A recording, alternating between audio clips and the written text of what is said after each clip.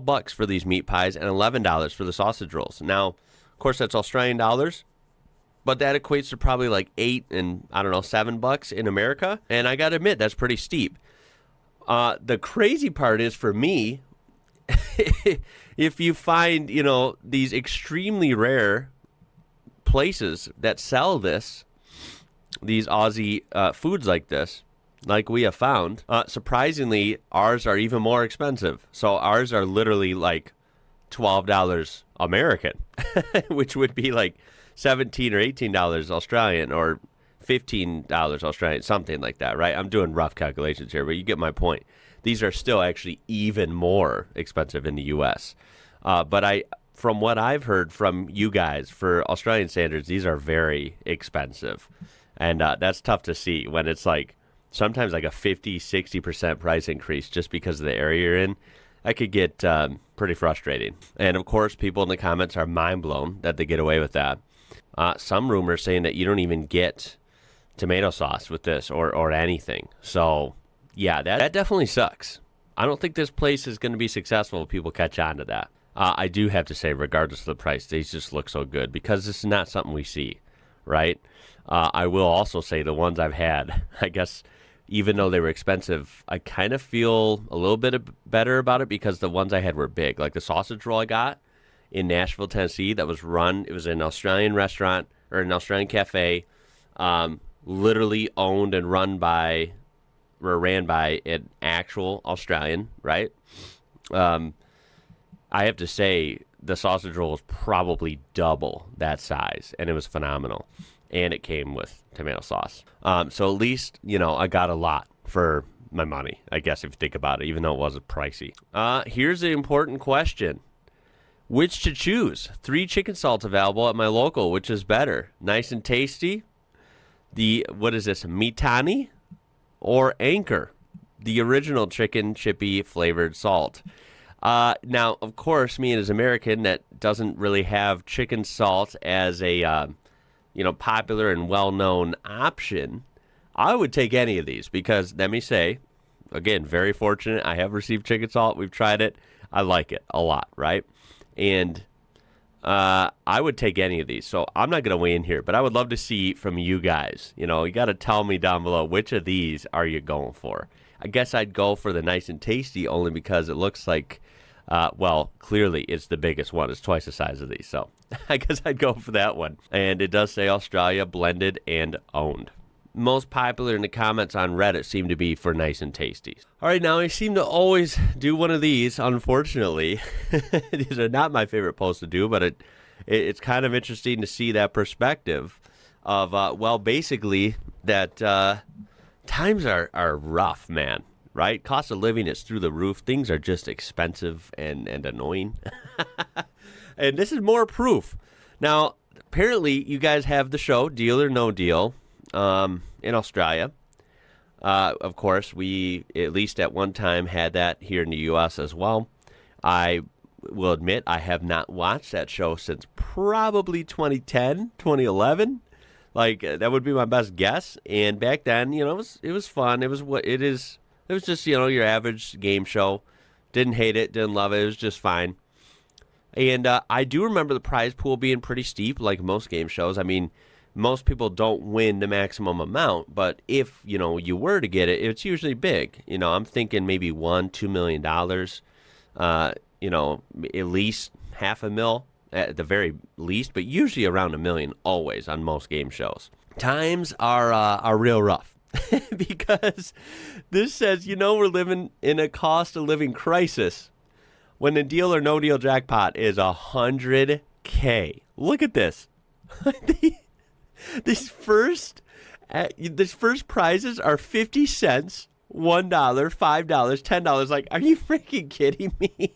I mean, the fourth prize down is $10. And what could you even buy with $10 at this point, right? It's pretty sad. I mean, honestly, you can barely get away with eating a meal for one person at a fast food restaurant, which who the hell wants to do that all the time? It's fast food. That's not even great food. And that costs basically $10 a person at this point. This is absolutely crazy to see the jackpot as only $100,000. 100,000. Which, if this is Australia, indeed, then that would mean for me, my perspective, 100,000. That's like, I think like 78, 80,000 US dollars. I mean, winning that as an ultimate jackpot on a game show, that's insane. $80,000 is not gonna, unfortunately, in this day and age, it's not gonna like majorly change your life. It'll help, but that's not gonna like, have you set for the next 10 years. No way, dude. It's not even gonna have you set for the next year.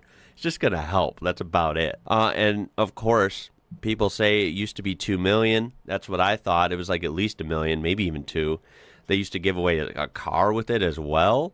And also, totally, like, kind of unrelated, but I always think this is kind of interesting with shows when you're actually there for filming. So someone was in the audience at one of these back in 2010, so that's quite a while ago. I'm sure the prize pool was much more. Let me mention that. They said it actually sucked. Like, it wasn't a very good experience just because they had to move around. It was a full day of filming. They filmed like 5 episodes in one day, so they got to see different episodes, and they had to rotate around seats and stuff. And there were multiple retakes so they can get the best reactions to, like different scenes and products. Sounds like tiresome and long. That's what they were saying. So that's the funny thing is I think some people think like, oh, it'd be cool to be on set for a movie or a show or a game show. And in theory, it sounds like it might be fun, and I'm not saying it's not fun sometimes. There might be good environments, but sometimes it sounds like it's just not all that. It sounds like a lot of boring days. So, yeah, I mean, this is, like I said, this is interesting. I feel like this is really low. If it was always this low, then maybe this is a Mandela effect. Maybe I am out of my mind and I don't remember this right. I'm pretty sure this is way lower, though. If it's not, then my whole world is a lie. And unfortunately, we have more footage of, to put it bluntly, assholes in the parking lot, or in the car park, as you might say. Old mate from Hope Valley Footy Club blocks our only entry to our tennis club. As you can see, they have their Hilux backed as far up as you can go, wheel chalked against the curb. So of course the bed is overhanging the whole sidewalk for one, and be careful walking behind this guy here because he of course has the tow hitch, the ball, the receiver here sticking out. So if you are not expecting that and you think you're just clear of the vehicle, you're actually not. This is sticking out. You're gonna pop your shin on this thing, and let me tell you, I've done it. The worst pain ever. Not to mention, as they said, they can't open this gate. So, oh boy, the amount of bad drivers lately I've seen and the amount of just horrible parking jobs every single day I encounter. Look, I'm not complaining. I'm just telling it like it is. It's bad out there, man. I'm sorry that it's bad for you guys as well. I guess we can all relate on that. But it's something that's not that fun to relate to, right? Come on, people. Park better. To be fair, people mentioned in the comments, not to totally demonize this person. There should be maybe like a bollard there so you can't back way up. Or maybe a sign saying that particular spot shouldn't be occupied, but just because there is a gate that has to swing out there. So I guess that makes sense, right? Because this person might not have noticed, actually probably didn't.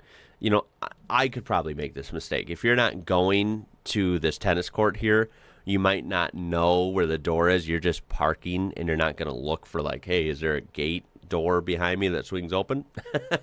So I guess that's fair to say, like, it's not, might have not totally been their fault, but it's still a sucky situation. And this is a little more funny, kind of lighthearted cost of living crisis post.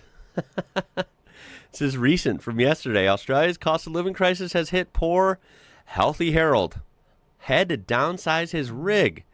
Now, I don't know what this was, but I looked in the comments and supposedly this was like one of those like educational buses that used to come around and kids used to go out on like a little field trip out to the parking lot or whatever and go in the bus and learn about stuff. I never had that in my